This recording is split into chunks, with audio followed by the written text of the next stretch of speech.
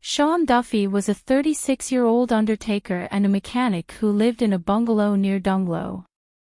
The day before he was murdered, Sean and his brother traveled to Letterkenny where they collected some furniture before they both went back home.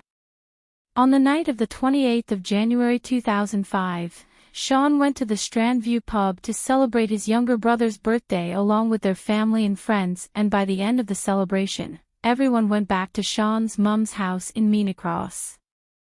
Sean left his mother's house at 2:20 a.m. to begin the 500 yards drive back to his own house. Witnesses later came forward to say that they had heard Sean screaming that people were going to kill him.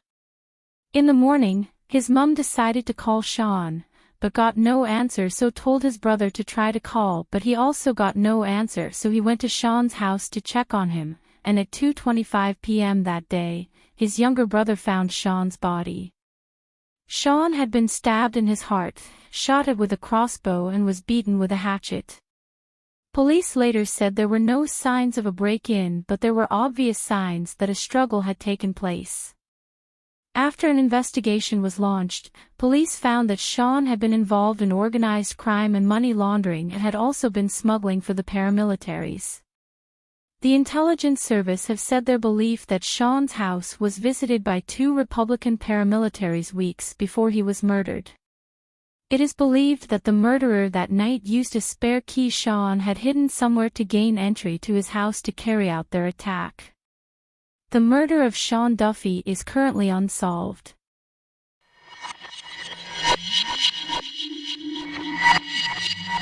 Grace Livingstone was a 56-year-old mother of 2.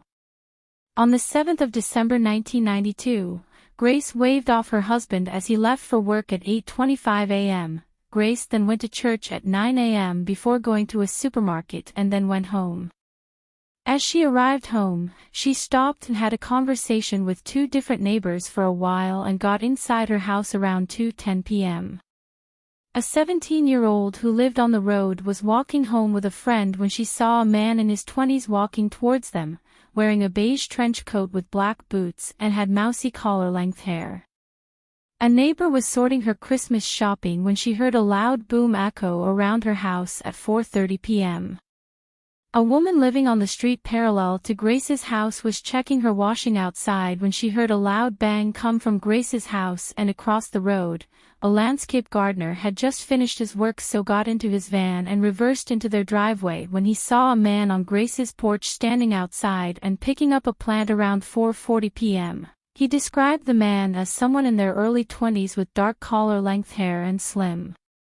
Her husband returned home at 5:50 p.m. from being in the office the whole day, and as he entered his house he expected to smell his wife's usual cooking, but instead the house was completely dark and no cooking smell lingered through the air. Up the stairs, a .22 rifle was leaning against the door, and as he went into the room, he found his wife laying face down on the bed with blood all over her head, and her hands and feet were tied up and mouth gagged. She had been shot in the back of her head. Police in Ireland believed her husband was involved. He owned 8 guns, but he had an alibi. Her husband said his wife might have been killed due to his work as a revenue senior tax inspector because he was involved in 2 massive anti-tax evasion projects. One of those cases were in relation to oil smuggling and the second was related to a fake non-residential account. Her case is still unsolved.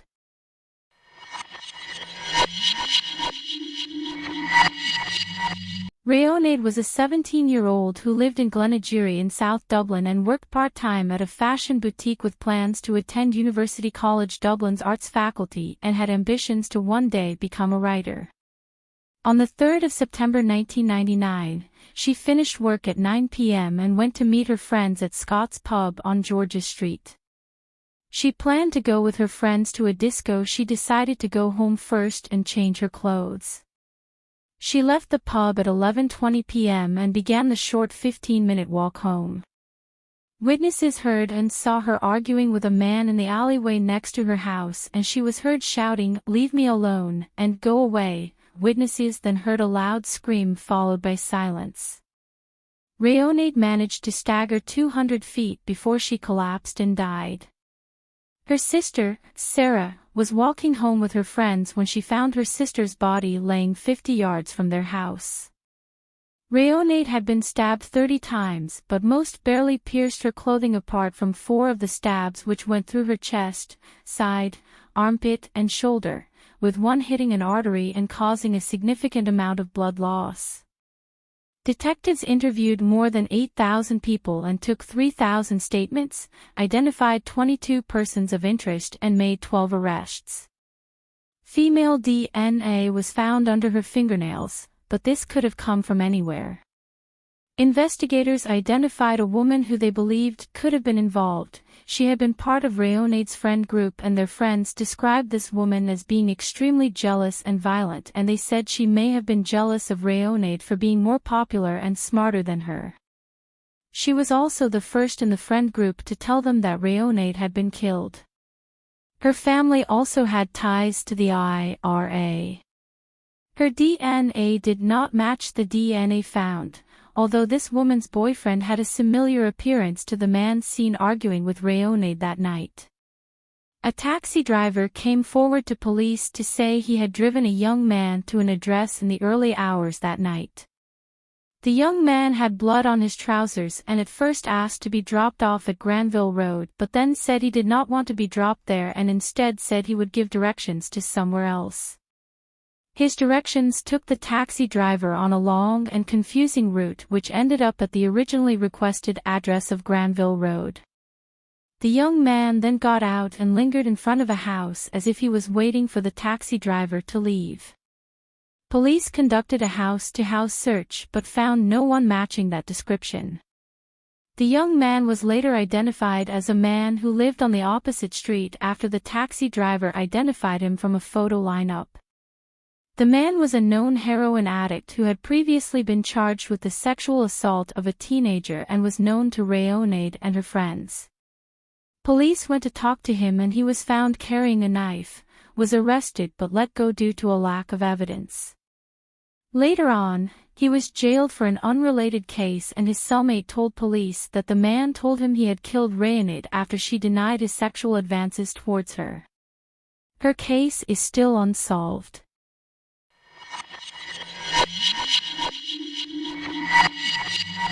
Eileen Costello O'Shaughnessy was a 47-year-old taxi driver in Galway City, who usually did her work during the day, and she shared her taxi with another person who would normally take the taxi at night.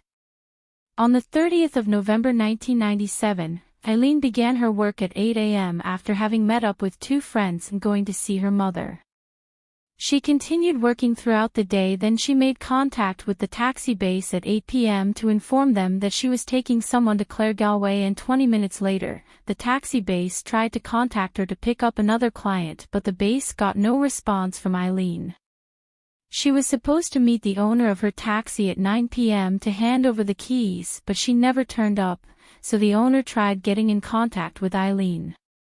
Seeing as no one had heard from Eileen, her colleagues grew concerned, so searched Galway that night. Just before midnight, her taxi was found outside Leyden House Bakery and there were visible signs that a violent attack had taken place inside her taxi, prompting police to search throughout the night for her. The next day, around midday, her body was found by a farmer at Tinkers Lane in Knockdomore, which is off of the N17. It was later revealed that Eileen had been beaten with her car's radio and strangled with a cord. Although there have been suspects over the years, her case is still unsolved.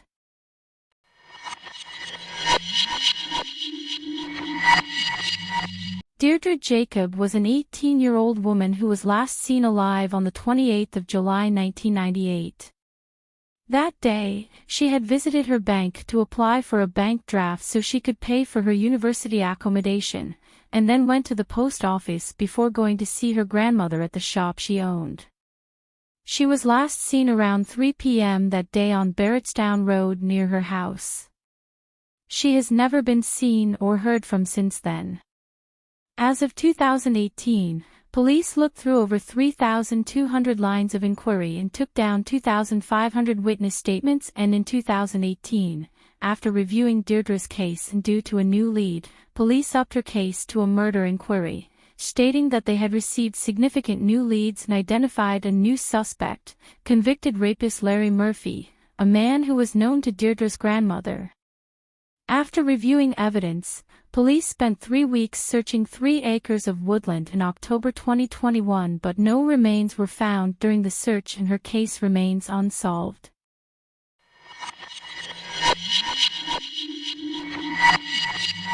Sophie du Plantier was a 39-year-old French television producer who mainly lived in Paris with her husband and her one son. She enjoyed visiting Ireland, and in 1993, she bought a cottage in Tourmoor in Ireland so she had somewhere to stay when she would holiday in Ireland. She landed in Ireland on the 20th of December 1996 and was planning to get back to Paris by Christmas. On the 23rd of December 1996, Sophie's body was found in an alley by her cottage home, with her night trousers caught on a barbed wire fence, still wearing her night clothes and boots. There was blood on a gate, a slab of concrete and a slate. Her body was so badly injured, her face injured so much that the neighbor who found her couldn't tell it was Sophie. She was taken for an autopsy and it was found she had laceration and swelling of the brain, a fractured skull and sustained blunt force injuries to her head. There was a man who it is believed to have murdered Sophie, but it doesn't appear he has been found guilty in Ireland of her murder, and her family are still seeking answers.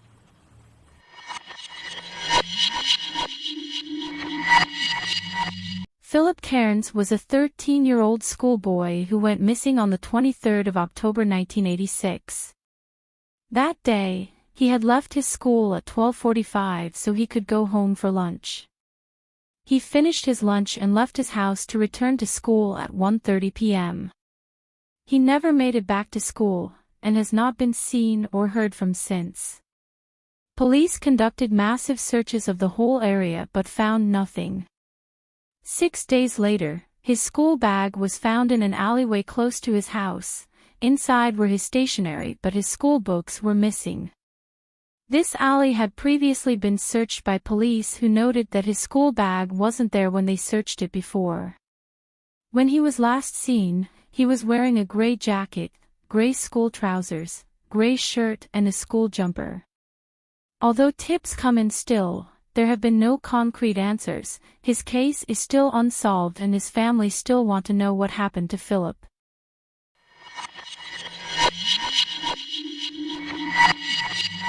Brian McDermott was a 10-year-old boy from Belfast, described as quiet.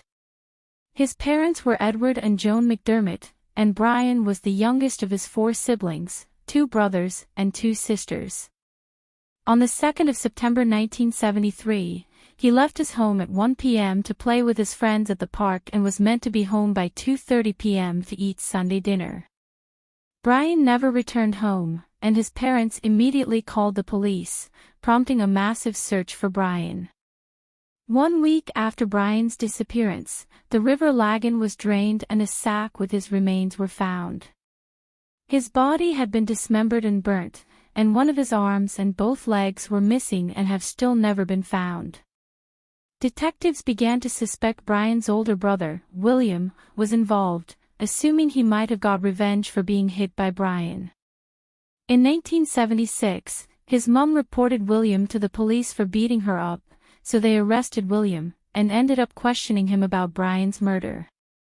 During the questioning, William confessed but then recanted his confession, claiming he had been coerced and has maintained his innocence since then. In 2008, he was taken to court for sending threatening messages to his ex-wife, and his ex-wife told the Worcester court how William had admitted to killing Brian. It's also been said by their other brother that the rest of their family have cut ties with William, disowning him from their family, and their mother believed William was responsible for the murder of his younger brother, Brian. William went on to change his name by deed poll to avoid the accusations and has never been charged in connection with Brian McDermott's murder.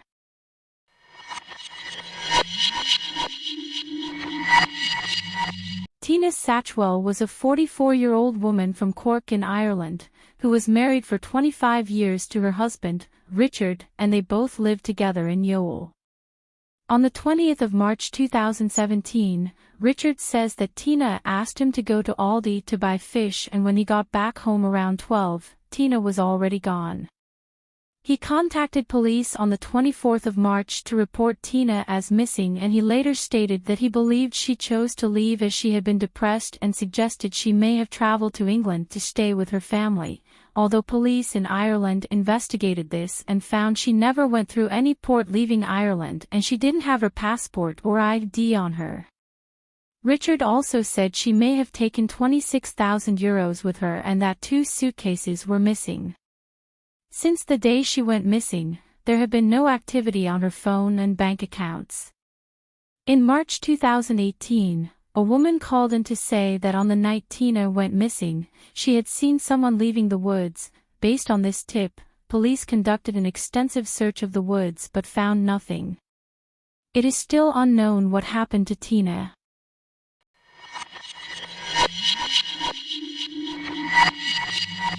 William was a 34-year-old man from Tallaght in Ireland who lived with his 21-year-old girlfriend, Anna, who was originally from Latvia but now lived in Gormanston in County Meath, Ireland with William.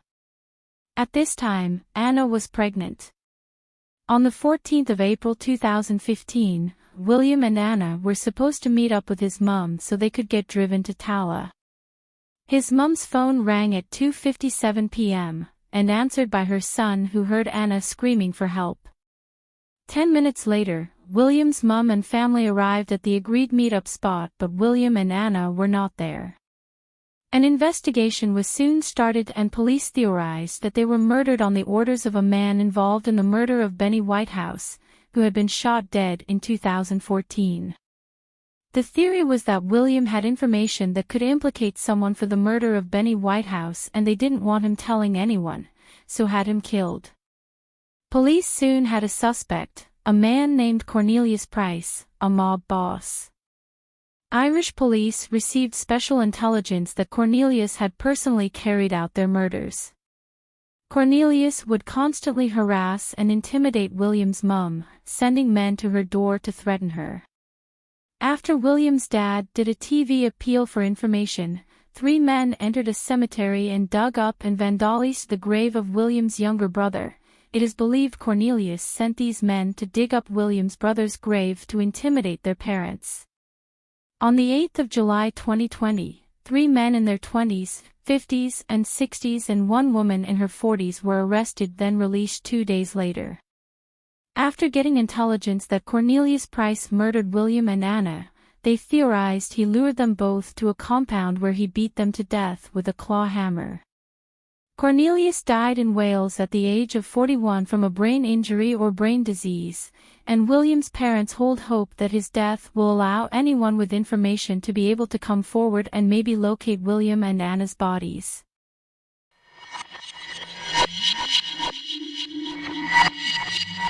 Annie McCarrick was a 27-year-old woman who was born in Long Island, New York, and had gone to study at St. Patrick's College in Ireland in the late 80s before she decided to move to Ireland permanently on the 4th of January 1993.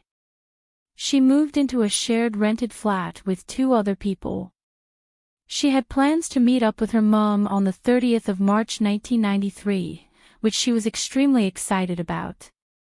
On the 26th of March 1993, Annie McCarrick left her flat in Dublin so she could spend the day in the area of the Wicklow Mountains. She had originally asked her friend if she would like to join her, but her friend declined.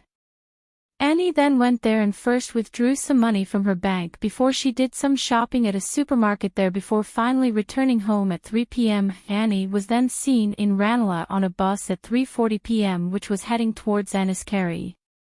A doorman from a pub in Glencullen stated that sometime between 8 p.m. and 10 p.m., he had seen Annie with a young man come to the pub to see an Irish dance show that night, but as Annie had not realized there was an entry fee, the young man she was with had to pay for her. Then they both went into the pub, but no one saw them both leave the pub that night. The young man's identity is still unknown. This sighting has been heavily disputed though. After she went missing, authorities in Ireland began extensive searches mainly in the Wicklow Mountains and in the Leinster area, but police have also stated they think the disappearance of Annie may be connected to the Vanishing Triangle. The Vanishing Triangle is a wide area in Ireland where at least 13 women have either gone missing or been found murdered during the 80s and the 90s, and all of their cases are still unsolved, and each of those 13 cases share some sort of similarity, from their age ranges to their sudden and abrupt disappearances, and the theory is that a serial killer is responsible for their disappearances and murders. And despite massive large-scale searches, campaigns and task forces, no evidence or clues are ever found in each case from the Vanishing Triangle. As of the 24th of March 2023, near the 30th anniversary of Annie's disappearance, police stated they had upped her case to a murder inquiry and identified 2 men that lived near to her at the time, in Sandymount, as current suspects.